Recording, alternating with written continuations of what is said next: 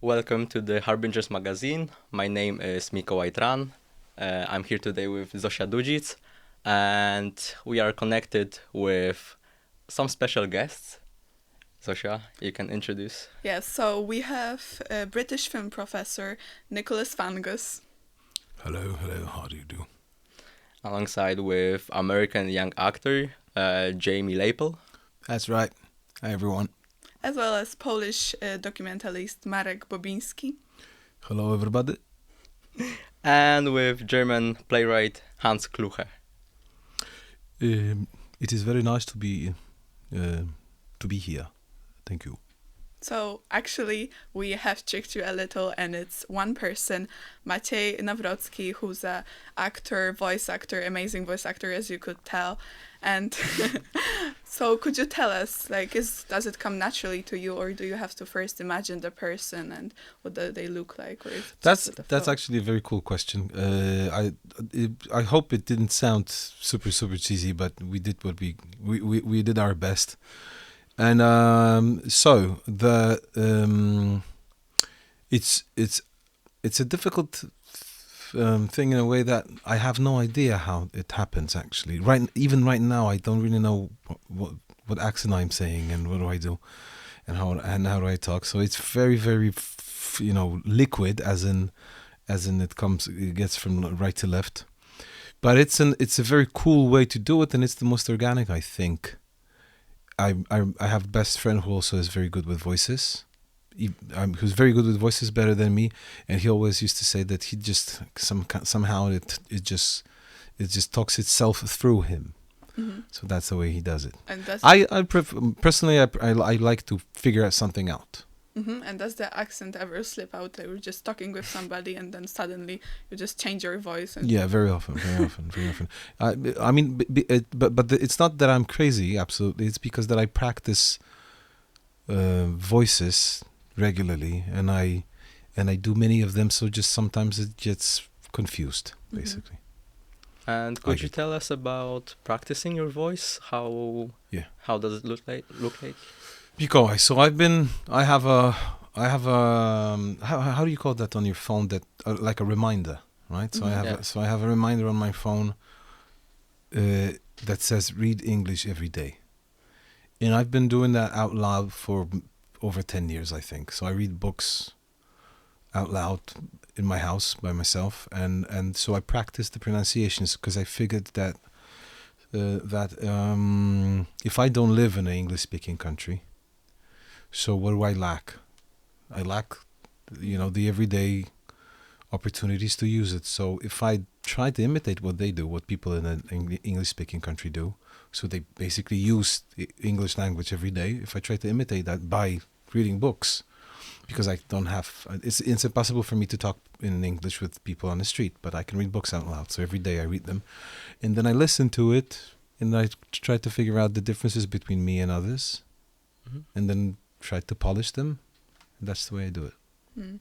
And do people ever recognize you by your voice? Like, you do some maybe voice acting, and you talk, and somebody is like, "Oh, I know you." Yeah, quite often. I mean, because I also perform at Klub Komediowy. I do improv. Klub Komediowy is a comedy club in Warsaw, and it's not that I do it. It's not that I hear it every day, but from time to time, people come and say, "I was wondering throughout the whole show, where do I recognize that voice from?" And then they ask me, and then we figure what that is. Mm-hmm. And you mentioned that you do improvised acting, but also during scripted, do you sometimes forget the script and you completely improvise, and the director still decides to keep it? It's sometimes, but I rarely forget my lines, because I try not to forget them. But even if I do, I can, I think doing improv gives you an incredible invincibility, because if you know what you're doing and you know the lines and you know how to improvise, then there's no situation that could surprise you in a bad way. Anything that happens is just even if it's a mistake, it's kind of a segue to a different opportunities, I think. Mm-hmm. And do you have a favorite role, favorite voice you ever acted, or? Of mine? Yeah. Ah, interesting, interesting. I've been favorite when I was younger. I did because I have a daughter. When she was a little kid, she would very much appreciate something, the things I do. If it's for like a children's show. So I remember some of the characters from there were her favorites. So that's hence, I tend to use them. Captain Squarepants was no Squarepants? No, Squarepants is SpongeBob, right? Yeah. So there was some other animation, Captain Something Pants. Do you remember that? Kapitan Majtas in Polish. Something I think I heard, Yeah, but I don't really know something like which. that. And there was Melvin. He was a class nerd. And he was like through the nose. So I'm like, yeah. And she really liked that. And she would ask me, like, when we were among friends of hers, she would say, "Can you do the voice of him?" Yeah. But I don't know. My personal, I don't think I have a personal favorite. Something maybe that's a good thing. And how did you got into acting and into voice acting? Was there a special moment? I got interested in acting in a I don't know, crazy clumsy way because I participated in a school show, in a play, in a school play, sorry, and I was somehow I managed to be funny, and I thought that kind of attention is rewarding. So then I learned about an acting school. So I decided to be an actor because it's I liked films. I would go with my cousins, I would go with my friends to watch movies, and I really, and I loved them. So I thought, if I can be in them, it sounds like a perfect job for me. But it turned out to be very difficult to get to an acting school in Poland for me. So I tried for a couple of years. And finally, when I got into an acting school, surprisingly for everyone, I got a major role in a feature film right after the first year of studying. And then, after doing this, I got an agent. And through that agent, I met a very famous and talented and also a voice actor and also a great guy, a Polish actor called Jarosław Boberek.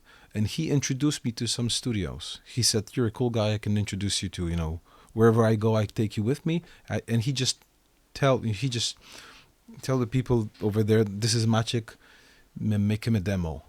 And somehow it was I think it was a big part of that was luck. They were looking for a young voice, and I was able to do at least a couple of them. So that's how I got it.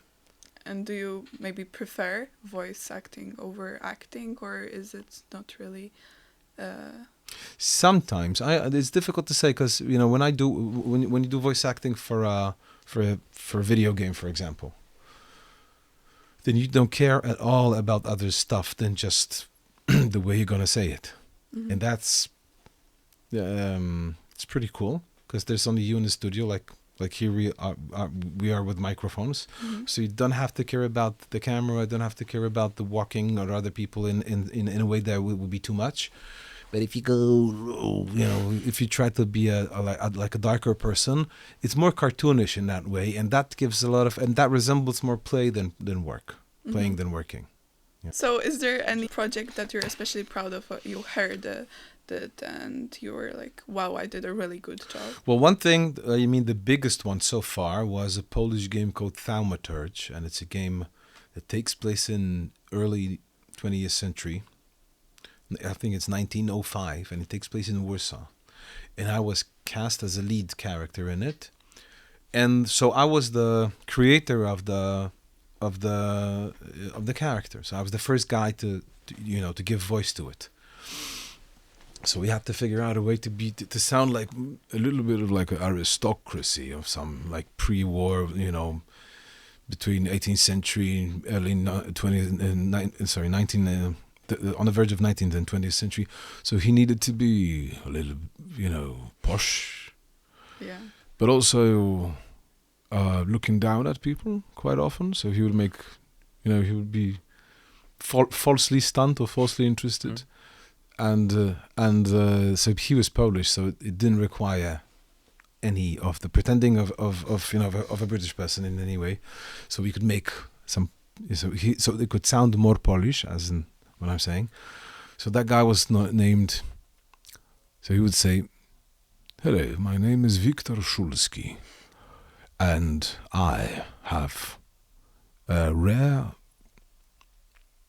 skill that I can find a demon in you and take it out for my own pleasure." Yeah, that sounds like a voice actor from like all the metro stations. And Yeah, all. oh, that would be, yeah. Yeah. And also one of the biggest, I have to say one of the biggest fun was when me and my best buddy from acting school, Piotrek, when the second Christopher Nolan's Batman came out and Tom Hardy was playing Bane. So he would me and him would be running around school, acting university, and pretending we're Bane, so everyone would hate us, and every day would be like, "Your punishment must be more severe." or was it, "Gotham, take control of your city. This is the instrument of your liberation." And every day to everyone, every time. And then finally it turned out when I was rehearsing for some kind of performed reading, and I did this, and the director said, "Can you do that during the show?" I said, "Yes." But it turned out that because the character I was doing was a plural, so it was called Million People or something.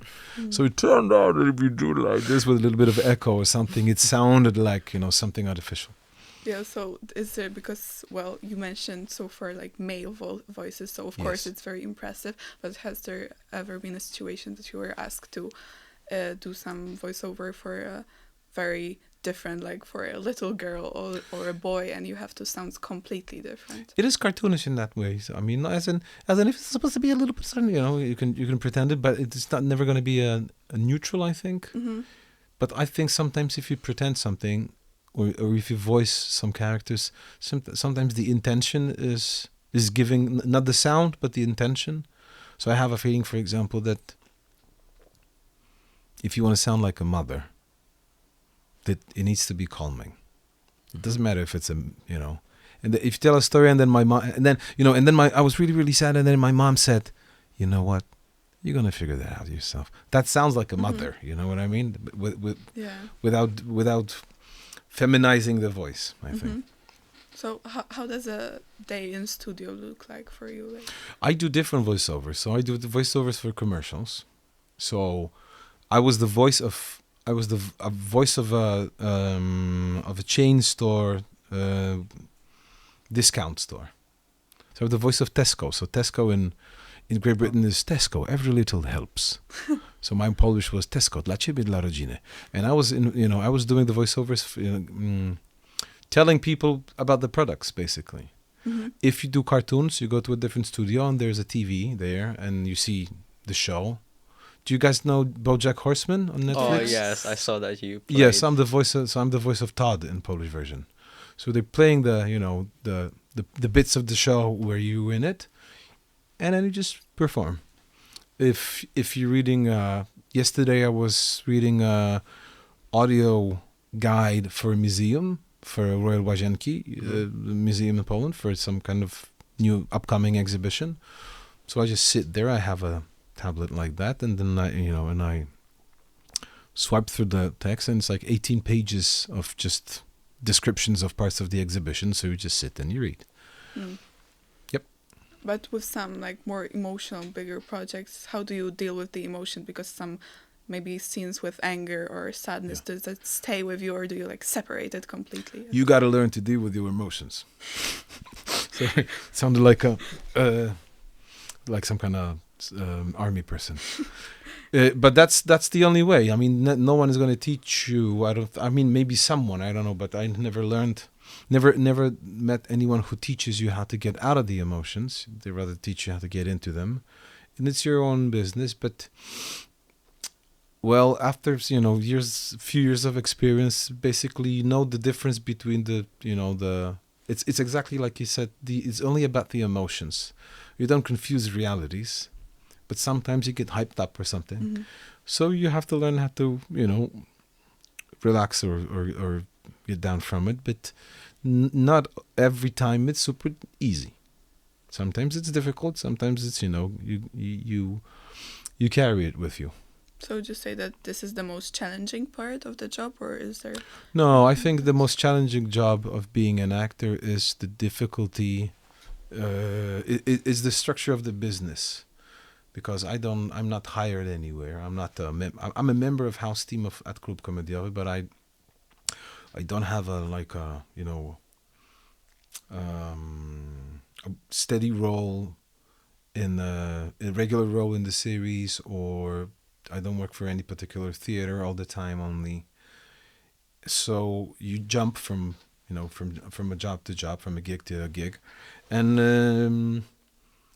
you gotta like it, I have to say, because or appreciate it in a way, because I don't have a steady life, but I have lots of freedom.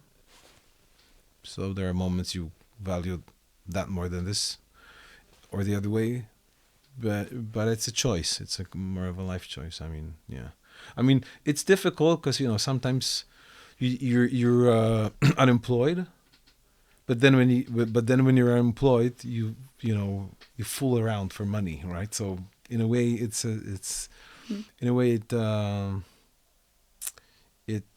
how do you say that? In a way, it pays, in a very attractive way.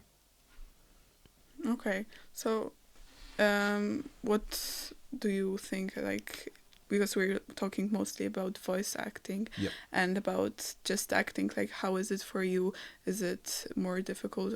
You already said that it depends, but what do you like the most about it?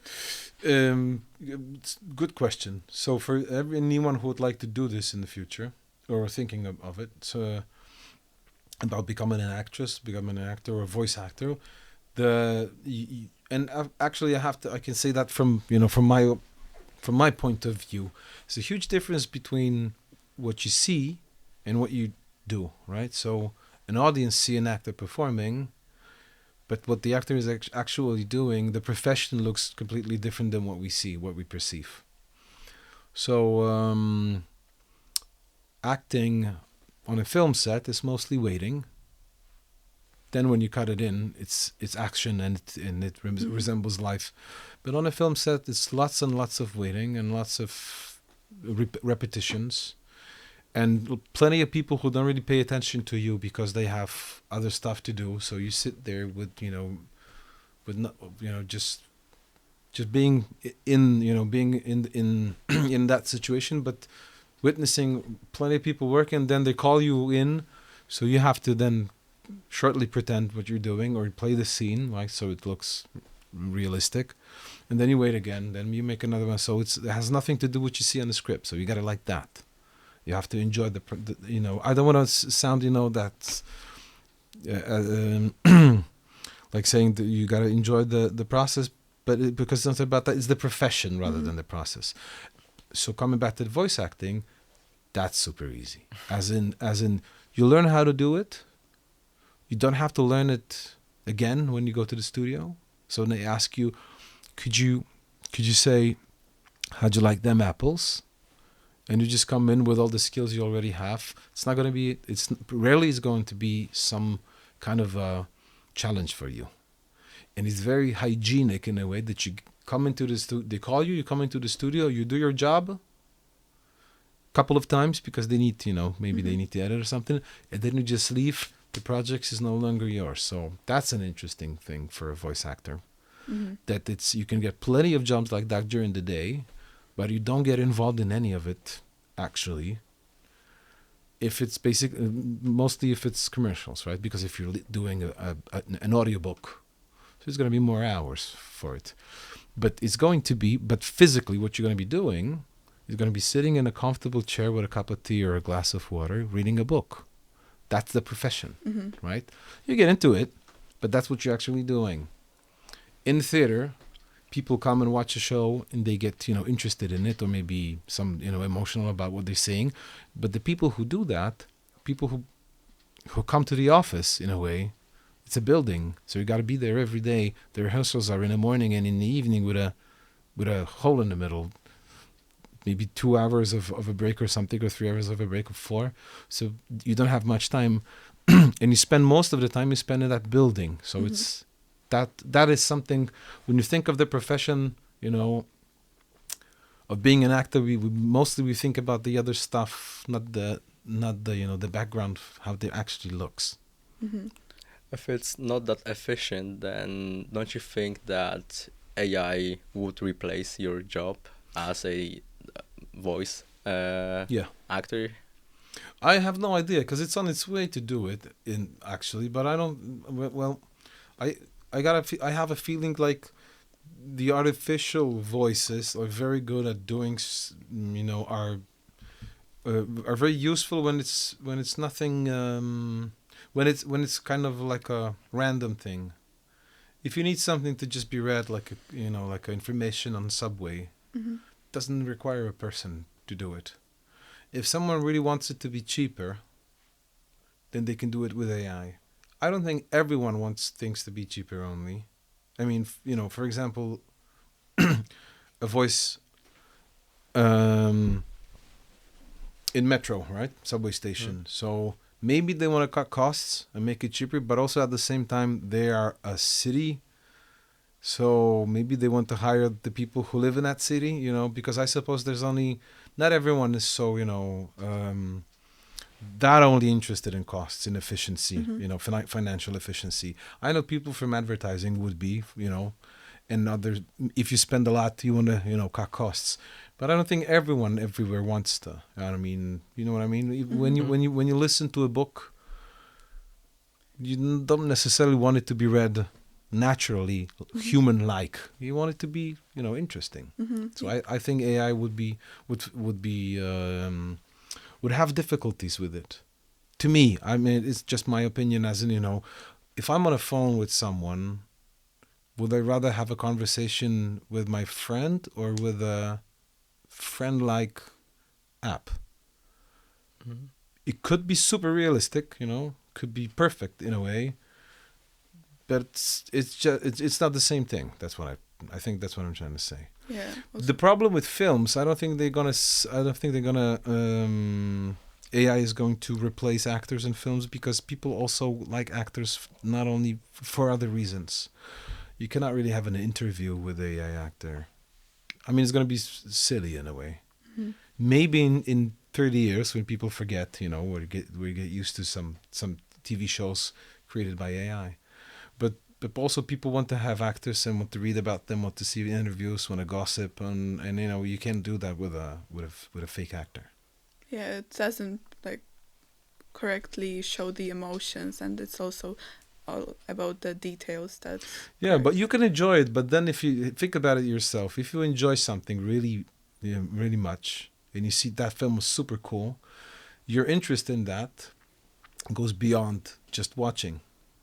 And if you cannot follow um, what Daniel Radcliffe is doing, or when he shows up or anything, you cannot hope for a new episode. Hmm. It's something, it's, I mean, I'm not sure because I'm not a gamer. I suppose in games it's like that. If you have favorite characters in games, then you would be dressing up as them and and all of that. But that's a different thing than a star or an actor, your favorite actor. I like that. People like to have favorite actors. Hmm. I can be your favorite actor. Call 600. Okay, thank you. So your job sounds really interesting, and it's really impressive how many voice can one person Yeah. make. So thank you so much for your time.